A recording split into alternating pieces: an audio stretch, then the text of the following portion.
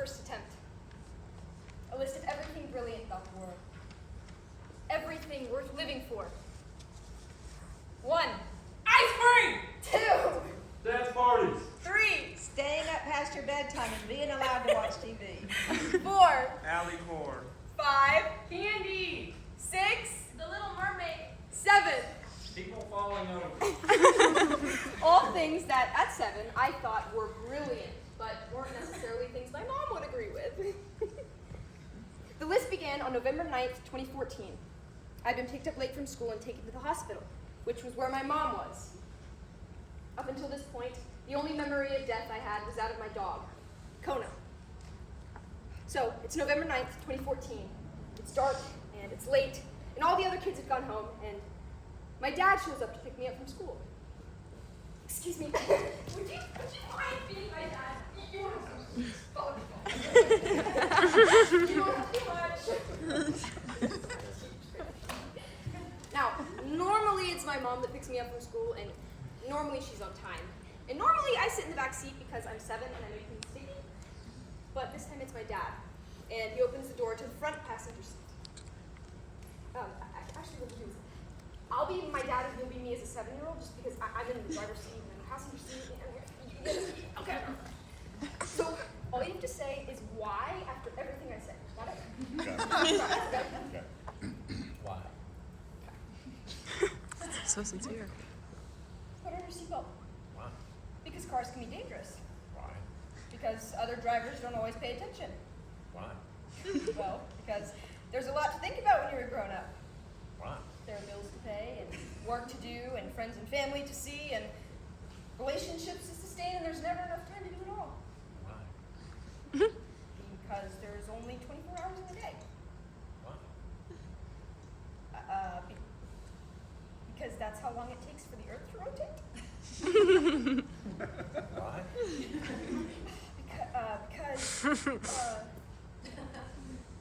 I don't know. Why? Because I don't know everything. Why? Because that's impossible. Why? Because there's only so much anyone can know. Why? Because if you were able to know everything, then life would be unlivable. Why? Because then there would be no curiosity, no creativity, no conversation, no discovery. Nothing would be new, and we wouldn't need to use our imagination, and our imagination is what makes life worth living. Because in order to live in the present, we have to imagine a future that's better than the past. Why? Because that's what hope is. And without hope, we can't go on. Why? Can you just put your seatbelt on? Because we're going to the hospital. Why? Because that's where your mother is. Why? Because she hurt herself. Why? Because she's sad. Why? I don't know. Why? I just don't. Why? Put on your seatbelt. Why? Because your mother is in the hospital. Why? Because she can't find anything worth living for. Why? At least that's how I like to remember it. But actually, we just sat in silence. See, the thing is, my dad was a man of few words. The only thing he said to me was, Your mother's done something stupid. and I didn't know what that meant. You found out.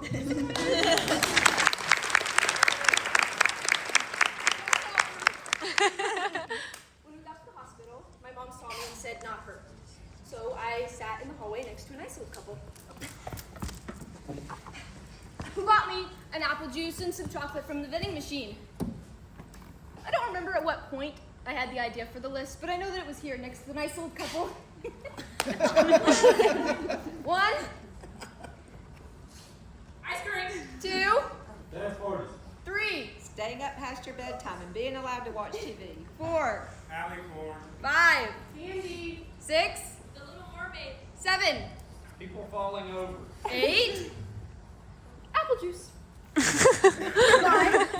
Chocolate. 10. Nice old people who aren't weird and don't smell unusual.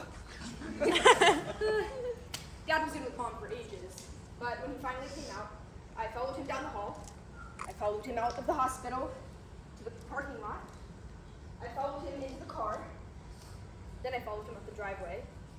I followed him into the house, down the hallway, up the stairs until we got to his study, where he went inside and closed the door before I could follow him any further. I waited to see what music he put on. I knew the rules. If it was this woman singing, it meant that I could go in. They come and go, they come fast, they come slow, they go like the last light of the sun, all in a blaze. If it was the kind of music that you could dance to, it meant that I could go in, but I ran the risk of being hugged and spun around in his chair.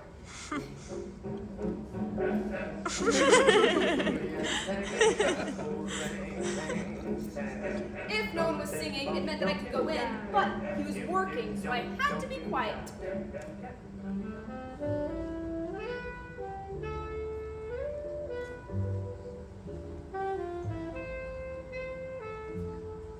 And I definitely should leave him alone if it sounded like all the instruments were falling down the stairs.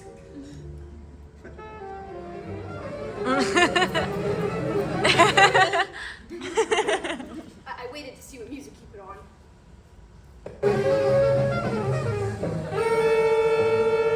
I went downstairs and made myself some dinner. A ham and mayo sandwich, just without the ham. No, it was gross, but you know, I'm 7. I'm a little laffy-taffy silly girl. I sat on the rug and continued with the list. It occurred to me that the list should be presented in no particular order. There was no way of saying that, for example, red beans and rice was objectively better than Abby Cadabby. 23? Abby Cadabby. 24. Red beans and rice. 25. Princess Jasmine. 26. Peeing in the sea and nobody knows. I rode late into the night and fell asleep on the rug. Dad must have carried me upstairs. By the time Mom came home, the list was 8 pages long and had 300 things on it. I don't want it to seem like my mom was a monster or that my childhood was terrible, because it wasn't. I forgot about the list until our second attempt, just over 10 years later. Dad pulled me out halfway through chemistry. The same wordless drive to the hospital. As a teenager, I dealt with it less well. I wore my heart on my sleeve. The night Mom came home, she sat at the kitchen table and said that if it wasn't for the ham and pineapple pizza lining her stomach from the night before, she'd be dead. And I said, Mom, you've eaten everything in the medicine cabinet, including the vitamins and antihistamines. You're probably healthier than I am. If you wanted to kill yourself, don't jump off a cliff! Okay. I couldn't sleep that night. I started to clean out my room, you know, packing up the things I wanted and throwing away the things I didn't. You know that feeling where you start shaking and your breathing gets deeper and your hands start shaking and you realize, like, I'm upset. I mean, I'm really, really upset. And then, under my bed, in a box underneath some stickers and a Disney princess toy, I found the list.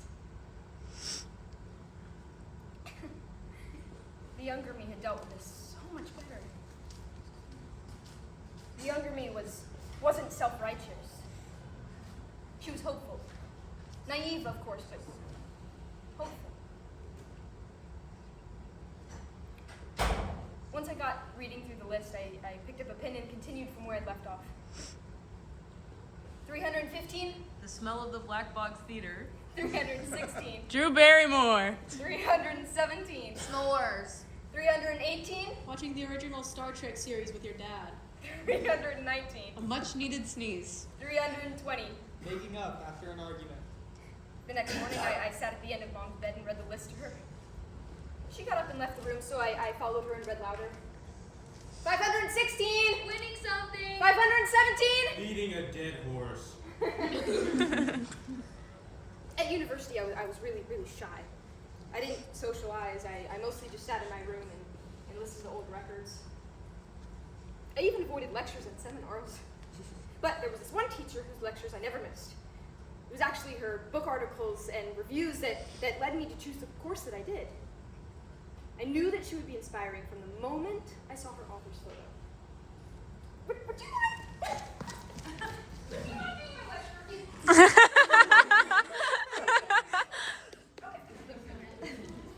So, now, this one Oh, yeah. particular lecture was on Sorrows of Young Werther by Joanne Wolfgang von Goethe.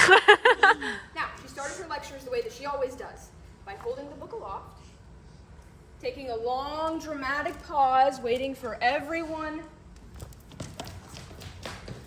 to pay attention. And once she had everyone's attention, she would read a very accurate and detailed concise of the novel. The Sorrows of Young Werther is a key work of early Romanticism. It was an immediate bestseller, but was also banned in several countries after it was blamed for a rise in suicides. It influenced writers... Excuse me, I'm sorry. I know that you hate an interruption, but are you saying that this book was blamed for a rise in suicides? Yes. Wow, okay, sorry. Continue. It influenced writers from Mary Shelley to Thomas Mann. While visiting an idyllic German village, Werther... Sorry, one more time, I'm so sorry. You're saying that this book and other books, like all books, can actually have that power? Yes. Please continue. Werther, a sensitive young man. Werther, a sensitive young man. Sorry, one more time.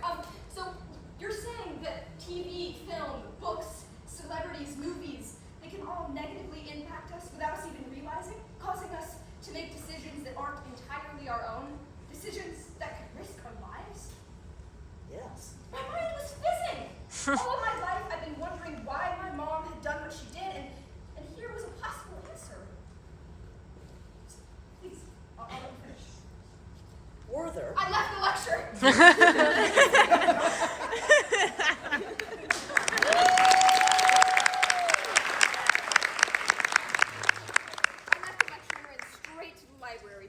Social contradictions, divorce, suicide, bullying, all things that we are negatively impacted into doing.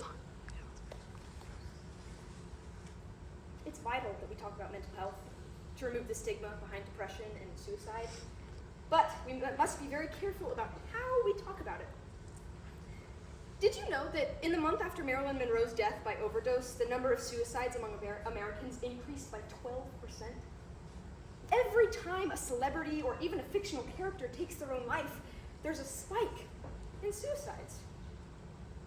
Suicide is contagious. Discovering this fact really scared me. And then I felt empowered.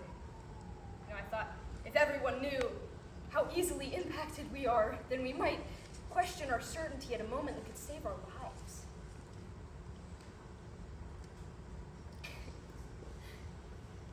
Then I got really angry. I thought about the way that suicide was reported in the news and presented on TV and film, and it just seemed so careless. The Samaritans published a set of guidelines for how the media can report suicide responsibly, but it's astonishing how rarely their advice is followed. And especially now, with social media giving us a platform to say whatever we want, it's more important now than ever that we think about the action, about the impact our words can have. And the guidelines are really simple. I'd actually like to read a few of those to you. Avoid dramatic headlines, terms like suicide epidemic or hotspot. Avoid sensationalist pictures or videos. Avoid excessive detail. Avoid using the word commit. Don't describe deaths by suicide as successful. Don't publish suicide notes. Don't publish on the front page. Don't ignore the complex realities of suicide and its impacts of those left behind. Include references to support groups, such as the Samaritans. Don't speculate on the reason. That's crucial. Don't supply simplistic reasons, such as he lost his job or she'd recently become bankrupt. We can never really know why. I have some advice advice, actually, for anyone if you ever find yourself contemplating suicide, it's really simple advice. It's this. Don't do it. Things get better. They may not always get brilliant, but they get better.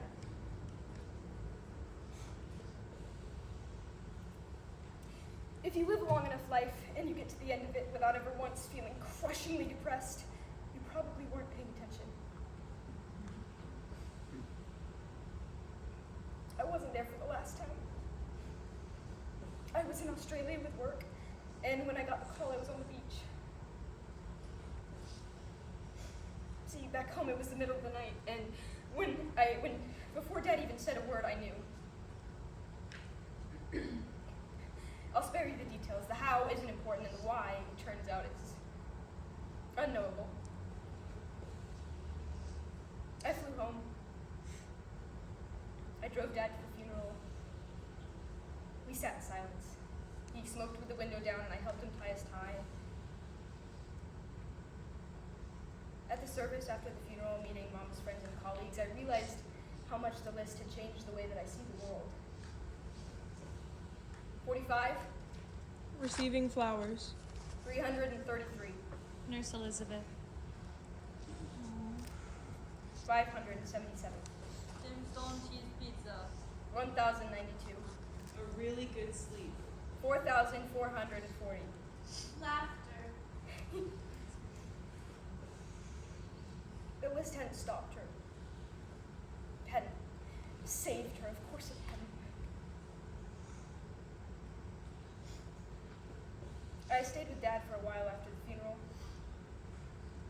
We'd spend our days reading or walking or listening to his old records. He'd fall asleep in his armchair and I'd sit at his desk and type up the list, starting at the very beginning. 1. Ice cream. Once I got to the end of the list, I continued from where I'd left off. 826,978. Late night drives while blasting music out of the window. I completed the list. I printed it out and left it on Dad's chair. He never mentioned it to me directly, but the next time that we spoke, he said, "Thank you." And he said, "I love you." And I said, "Sentimentality doesn't suit you, Dad." 999,997. The alphabet. 999,998. Inappropriate songs played at emotional moments. 999,999. Completing a task.